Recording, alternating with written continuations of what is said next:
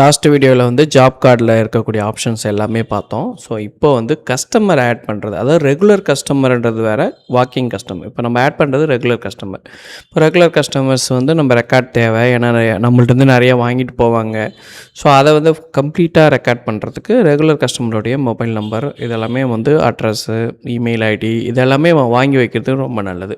இது எப்படி ரிஃப்ளெக்ட் ஆகும் அப்படின்னா, இங்கே நம்ம வந்து இந்த கஸ்டமரை க்ரியேட் பண்ணதுக்கு பிறகு நம்மளுடைய ஜாப் கார்டு போடுற இடத்துல ஜஸ்ட் மொபைல் நம்பரை வச்சோ இல்லை வந்து பார்ட்டியோடைய நேமை வச்சோ நம்ம ஈஸியாக வந்து ஃபைண்ட் பண்ணி எடுக்க முடியும்.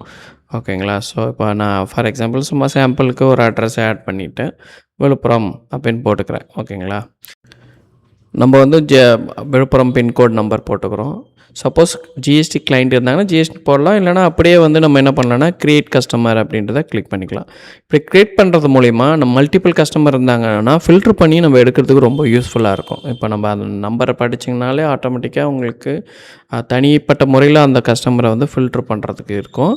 இது மெயினாக எதுக்காக ரெகுலர் கஸ்டமர் அப்படின்னா, இப்போது ஃபார் எக்ஸாம்பிள் நம்ம வந்து இப்போ ஒரு ஜாப் கார்டு க்ரியேட் பண்ணுறோன்னு வச்சுக்கோங்களேன். இருங்க, மவுஸ் ஸ்டக்கில் ஆகுது. ஓகே, ஜாப் கார்டு க்ரியேட் பண்ணுறோம் அப்படின்னா, இப்போ நம்ம வந்து ஃபைண்ட் பண்ணுறதுக்கும் அதே நேரத்தில் ஆடு புதுசாக க்ரியேட் பண்ணும்போது இந்த நம்பரை அடித்தாலே ஆட்டோமேட்டிக்காக என்ன ஆகும், கஸ்டமரோட டீட்டெயில்ஸை பிக் பண்ணி வரும். இது வந்து ரெகுலர் கஸ்டமருக்கு மட்டும் நம்ம இந்த ஆப்ஷன் பண்ணுறது ரொம்ப ரொம்ப நல்லது, ரொம்ப அவசியமானதும் கூட.